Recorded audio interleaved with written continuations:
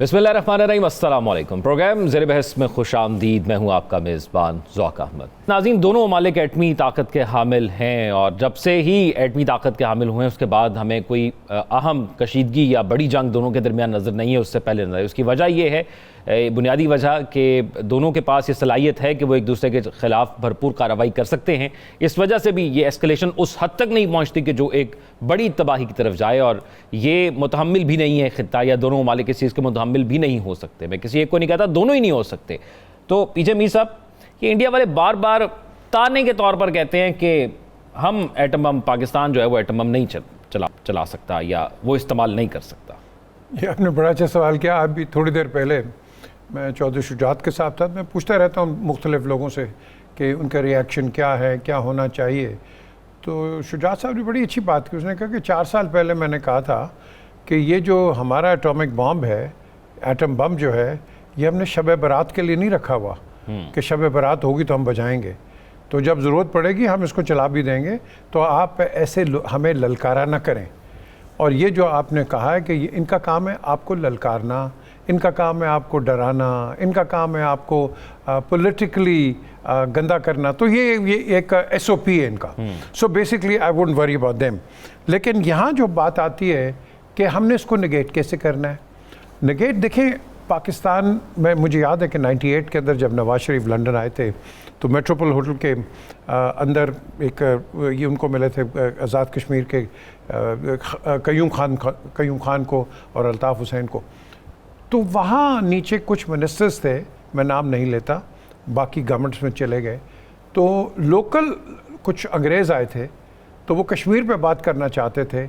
हमारे जो वज़रा थे, खुदा की कसम उनको जवाब देने की उनको सख्त नहीं थी कि जवाब कैसे दे सकें। तो मैं ये हमेशा मैंने नवाज शरीफ को कहा, भाई आप ऐसे लोग रखा करो वज़रा कि जो कि कम से कम आपका बयानिया तो बता सकें कि पाकिस्तान क्या मांगता है, क्या चाहता है, क्या करना चाहता है।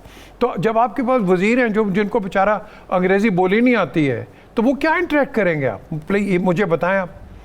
मैंने हमेशा सजेस्ट किया है, I don't know what Najam साहब will say on it, but I tell you कि जब कश्मीर की आप बात करते हो, पुराने फॉरेन सेक्रेटरीज जो हैं, हमेशा इनको कंसल्ट करो या आप अपने एंटोराज में इनको रखो।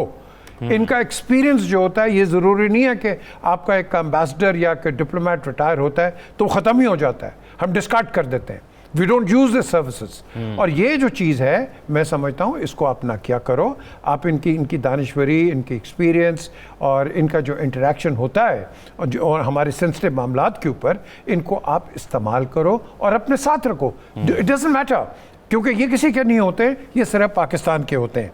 अब बात आती है कि हम आगे क्यों नहीं बढ़ते। आगे इसलिए नहीं बढ़ते कि जो भी एक कोई स्टेटमेंट देता है पाकिस्तान के अंदर, दूसरा उसको गिराने की करता है। हमने देखना है कि पाकिस्तान का इंटरेस्ट क्या है। हम पाकिस्तान के इंटरेस्ट को भूल के अपनी लड़ाइयों में शुरू हो जाते हैं। विद द रिजल्ट ज़ौक़, with the result India takes full advantage of it. हमारे लोगों को भी कुछ पकड़ लेता है, कुछ अपने मीडिया को भी लगा लेता है, कुछ पे रोल पे भी उन्हें रखे होते हैं। मैं बल्कि आज और मुझे याद आ गया, एक खातून है इस्लामाबाद में, वो इंडियन टेलीविज़न पे आती हैं, मेरे साथ आ गई कहीं, और इंस्टेड तुम पाकिस्तान को सपोर्ट करो, तुम उनकी साथ में तुम लगी हुई हो, और फिर तुम देख नहीं रही हो कि वो कर क्या रहे हैं तुम्हारे साथ, और तुम चैंपियन बनी हुई हो उनके इंडियन प्रोपेगेंडा की। तो हमारे पास ऐसे लोग भी हैं कहीं। तो मैं समझता हूँ कि हमारे पास काफ़ी रेक्टिफिकेशन की है, लेकिन मैं इस मौके को फ़ायदा हमेशा उठाऊँगा। अगर हमने कश्मीर पर बात करनी है, खुदा के लिए कश्मीर सेंटर्स को खोल दो। मैं आज भी कह रहा हूँ, बहुत देर का कह रहा हूँ, कश्मीर सेंटर्स को खोलो, जो कि आपके अनऑफिशियल एम्बेसीज हैं, जो कि European union, Washington and New York में, इन लंदन, इनको खोलो। एटलीस्ट आपकी ट्रू ट्रैक तो चले यार। क्यों नजम साहब? क्योंकि अपॉर्चुनिटी के तौर पे भी इसको गिरा जा रहा है कि जब अब मामला उठा ही है आलमी सतह पर, तो इसको और मज़ीद ज़्यादा अच्छा यूटिलाइज़ किया जा सके। आप समझते हैं कि ये जो सब कुछ इकदामात उठाए जा रहे हैं, ये हमें गैर मामूली तो लग रहे हैं, ख़ासतौर पर जो सिंध ताश के हवाले से उन्होंने मायदा उठाया। आपको लगता है कि इन सब चीज़ों का हल या एंड जंग की तरफ ही होगा?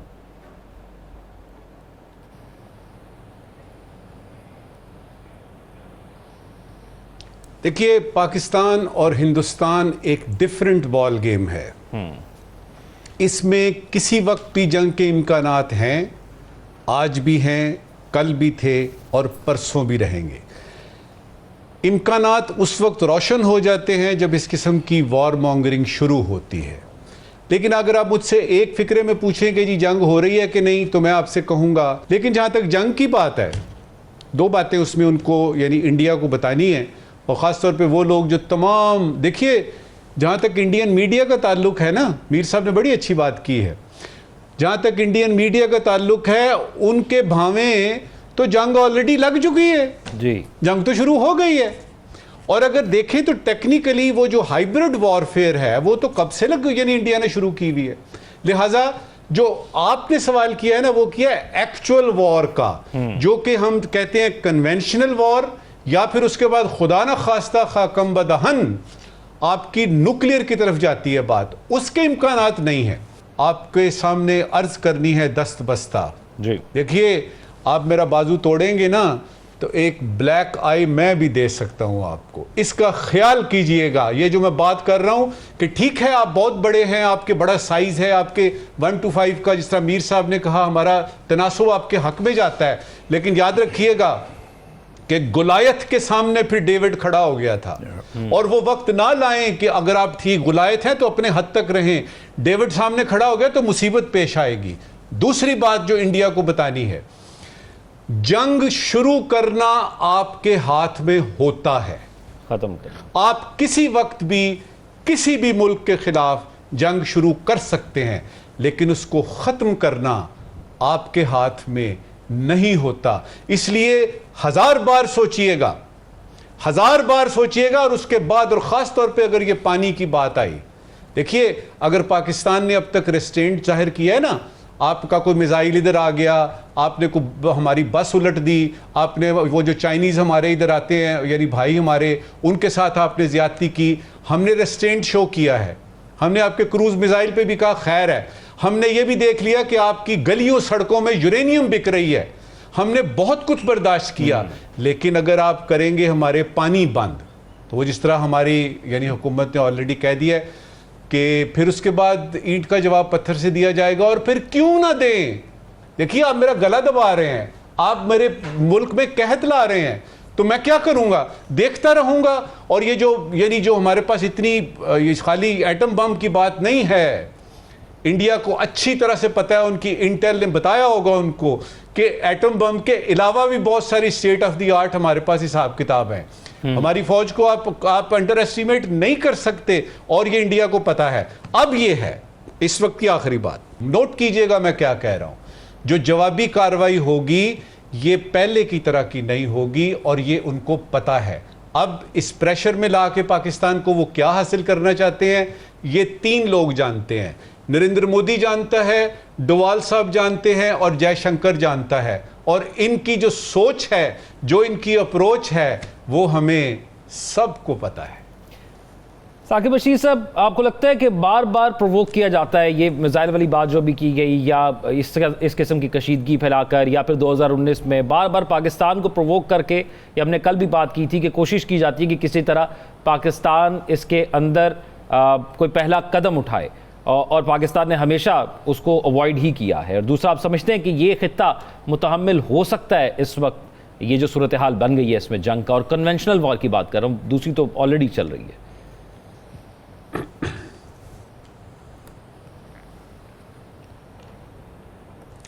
बार बार प्रवोक तो किया जाता है। ये अगर आप देखें कि जब भी भारत में दहशतगर्दी का कोई वाक़या हुआ है, हालांकि पाकिस्तान भी, जिस तरह हमने पहले बात की, 9/11 के बाद से लेकर 80,000 जाने जो है वो कुर्बान हुई, सिक्योरिटी फोर्सेस, सिटीज़न, आम शहरियों की। अभी भी पाकिस्तान जो है वो दहशतगर्दी का निशाना जो है बना हुआ है। तो हर बार क्या इतना बड़ा वाक़या हो जाता है तो पाकिस्तान जो है वो बिन देखे जो है वो उन पर, इंडिया पर एक पूरी एक जंग जो है वो मुसल्लत कर दे कि आप जो है वो आप इसके पीछे हैं। और हालांकि कई शवाहिद जो है वो आते भी हैं इनके पास। तो लेकिन यह है कि जब इंडिया की तरफ आप देखते हैं तो वहाँ जैसे ही कोई वाक़या होता है फौरी तौर पर पाकिस्तान की तरफ जो है वो उस पर इल्ज़ाम जो है वो धर दिया जाता है।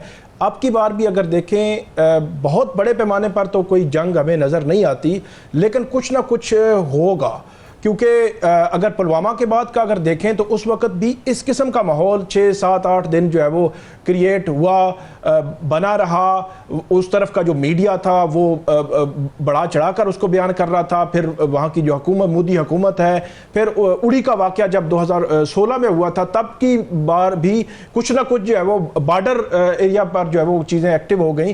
तो कुछ ना कुछ होगा, लेकिन क्योंकि पाकिस्तान भी न्यूक्लियर पावर है और ये भारत को बिल्कुल बड़ा क्लियर पता है कि वो एक लेवल से आगे नहीं जा सकते। अगर वो जाएंगे तो जो बयानात आ रहे हैं, जो पाकिस्तानी लीडरशिप प्राइम मिनिस्टर ने दिया है, ख्वाजा आसिफ जो वज़ीर दिफा हैं, या बाकी जो अपोजिशन में है या हुकूमती जमातें हैं, पूरा पाकिस्तान एक मुतहिद होकर जो एक बयान जा रहा है क्लियर कट, तो मेरा नहीं ख्याल कि भारत कोई एक लेवल से आगे जो है वो जाएगा। लेकिन कुछ ना कुछ जो है वो ऐसा लगता है ज़रूर होगा।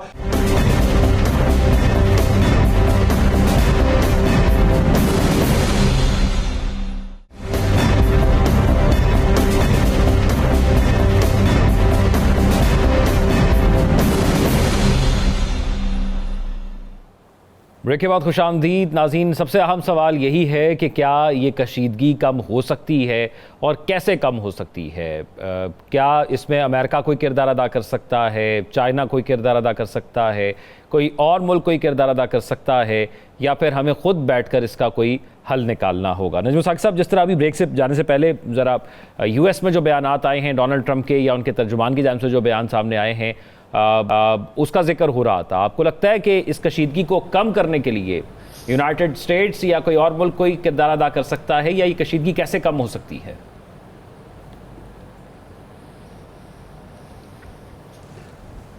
पहले तो कशीदगी कम करते हैं ना, आपको एक दिलचस्प वाकया सुनाते हैं जी।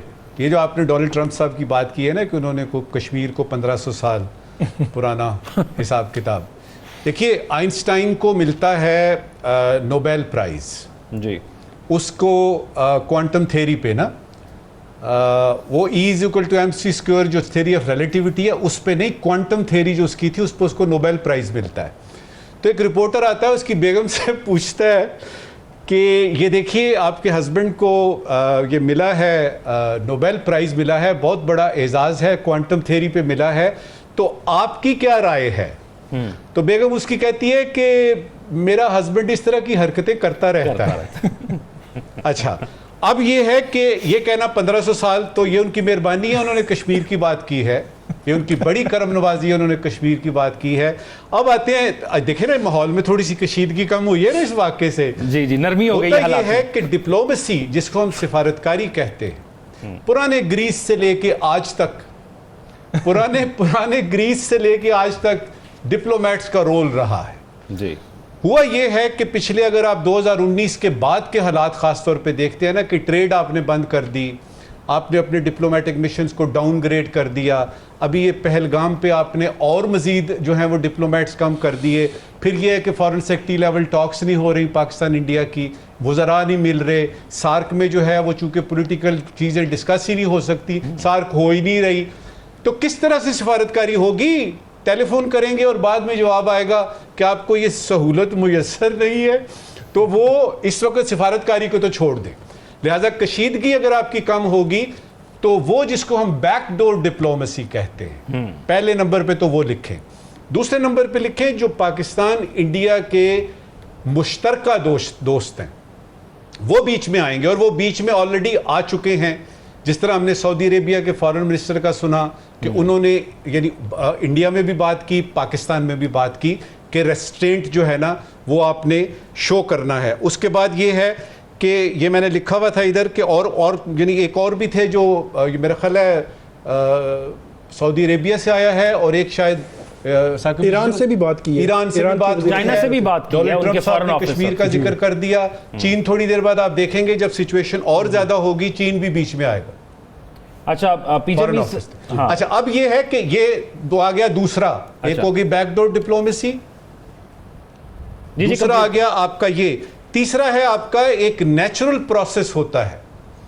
अगर आप पाकिस्तान की तारीख देखें तो आपको एक नेचुरल प्रोसेस नजर आता है, कशीदगी बढ़ती है फिर कशीदगी कम होती है, जब इंडिया की भड़ास निकल जाएगी ये कशीदगी खुद ब खुद डिसिपेट होनी शुरू हो जाएगी। अब पीजे मी साहब, सवाल तो यही है कि क्या कोई ऐसा तरीका ढूंढा जा सकता है जिससे ये अमल आगे बढ़े? शिमला मुआहिदा हमें समझ आता था लेकिन उस पर अमल दरामद तो नहीं हुआ था, और फिर ऐसे बहुत से मुआहिदे हैं पाकिस्तान इंडिया के दरमियान, लेकिन अमल दरामद तो किसी पर भी नहीं हुआ कभी भी। तो ये कशीदगी टेंशन हमेशा रहती है और वहाँ से ज़्यादा ये टेंशन क्रिएट की जाती है। तो कोई ऐसा हो सकता है अमल? देखिए, आप अपने इंटरनेशनल जो आपकी लॉबिंग है इसको तकड़ा करें, आप जाके इस पर बात करवाएं, यूरोपियन यूनियन में करवाएं, सेनेट में करवाएं, कांग्रेस में करवाएं। देखो, हिंदुस्तान, आप हमेशा याद रखो, जो आपका दुश्मन है या एडवर्सरी है, अगर उसका कोई स्ट्रॉन्ग पॉइंट है आज आप उसको अप्रिशिएट करो। इंडिया हमसे बहुत तकड़ा है पीआर के अंदर भी, और उसके जो इंटरनेशनल रिलेशंस हैं। हम नहीं हैं। हम क्यों नहीं हैं ये सवाल करें आप, क्यों नहीं हैं हम? इसलिए नहीं हैं कि जो मैं बार बार कहता हूँ, हमें पेनी वाइज पाउंड फुलिश, इधर पैसा बचाओ उधर पैसा बचाओ, हम ये हैं। आपको चाहिए, आपके पास लोग अच्छे होने चाहिए जो कि बात भी करना जानते हो। नहीं जी, कोई भी बात हो जो इंटरनेशनली बात कर से। आपका दो भाई हैं, ये मुनीर हैं, ज़मीर हैं, हुसैन हारून हैं, कई लोग और हैं जो कि इंटरनेशनली आपके बात कर सकते हैं। ये नजम साहब भी बैठे हैं, ये भी कर सकते हैं। इनके जो और हैं, दो शायद मलिक हैं, वो भी। हमें ऐसे लोग चाहिए कि जो कि पाकिस्तान का केस जाके उनको समझाएं और अच्छे एटमॉस्फेयर में समझाएं। आप इवेंट्स ऑर्गेनाइज करें, आईएसएस और के इवेंट्स होते हैं यूके के अंदर, लंदन में होते हैं, आप सेमिनार्स करें ताकि आपकी एक अवेयरनेस हो। हम हैं रिएक्शनरीज, नॉट, हम प्रोएक्टिव नहीं है, हम रिएक्टिव हैं। यानी आप कहते हैं कि पैरेलल चलें, अंदरूनी मामलात अलहदा डील करते जाएं और इसको एक अलहदा अहमियत दें। अपने केस को, जो हमारा ना पुराना जो वो घिसा पिटा, हाँ जी ये हो गया, फलाना हो गया, you know, self determination and all that, ठीक है। आप सर आगे बढ़े, we got to grow out of this phenomena. आपके मुल्क, आपके दुनिया के डायनामिक्स चेंज हो गए हैं, हर चीज़ आपकी चेंज हो रही है। वो गो विद द टाइम्स, हम टाइम्स के साथ नहीं जा रहे, हम we are caught in a time warp, and we got to get out that. Saqib Bashir साहब, ये तो हमें नजर आता है कि ये इंडिया की मजबूरी है कि बार बार हर कुछ अरसे बाद उनकी हुकूमत को इस किस्म का कोई बयानिया बनाना पड़ता है अपनी आवाम को, अपनी आवाम में पॉपुलर होने के लिए। हमारे यहाँ ऐसी कोई मजबूरी नहीं है। हम देखते हैं कल्चरल तौर पर जब भी इंडियंस पाकिस्तान आए हैं और उन्होंने वापस जाकर जो बयानात दिए हैं, किस खुशी का इजहार किया है, यहाँ पर किस किस्म को उनको वेलकम किया गया। लाहौर में नारकली में आके वो शॉपिंग करते हैं जब दोनों के दरमियान तिजारत थी या बस सर्विस या ट्रेन सर्विस चलती रही है। तो हमारी तरफ से तो ये है कि आवाम की सतह पर भी है, उनकी आवाम की सतह पर भी है, लेकिन उनके सियासतदान नहीं चाहते। तो कैसे होगी ये कशीदगी कम, आपको लगता है?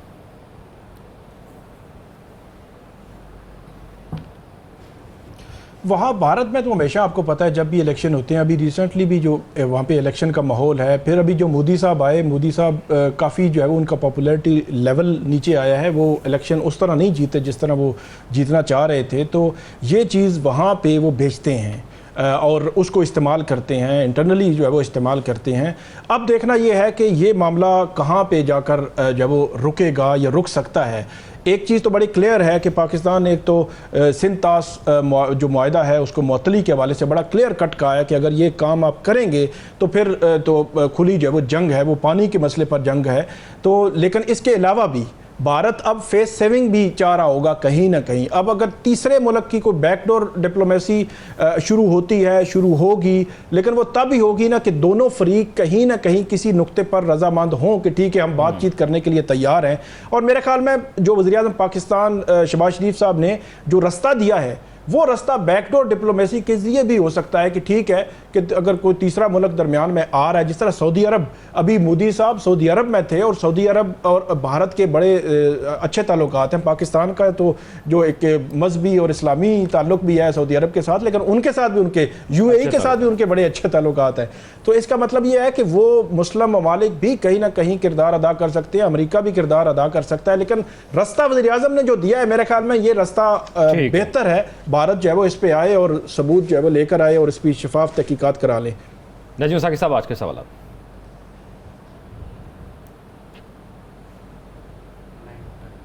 शुक्रिया ज़ाओ कि एक ज़रूरी सवाल है और एक गैर ज़रूरी सवाल है। पहले ज़रूरी सवाल, जंग करने में पाकिस्तान पहल नहीं करेगा। ठीक, जंग हुई तो पहल इंडिया की तरफ से होगी। ज़रूरी सवाल ये है कि क्या नरेंद्र मोदी साहब को पता है कि इस मर्तबा अगर जंग हुई तो 1965 और 1971 के तर्ज की नहीं होगी? ठीक। आज का गैर ज़रूरी सवाल। पाकिस्तान पर इंडिया जो है कहता है जी दहशतगर्दी के इल्ज़ामात हैं, पाकिस्तान पर इल्ज़ामात हैं। हिंदुस्तान पर कनाडा, अमेरिका और फाइव आइज दहशतगर्दी साबित कर चुके हैं। हम पे इल्ज़ाम है, आप पे साबित हो चुका है। गैर ज़रूरी सवाल ये है कि मुल्जिम और मुजरिम में कितना फ़र्क होता है? हमारे नाज़रीन इन अहम सवालों के सोशल मीडिया पर हमें जवाब देंगे। अपना ख्याल रखिएगा। अल्लाह हाफ़िज़।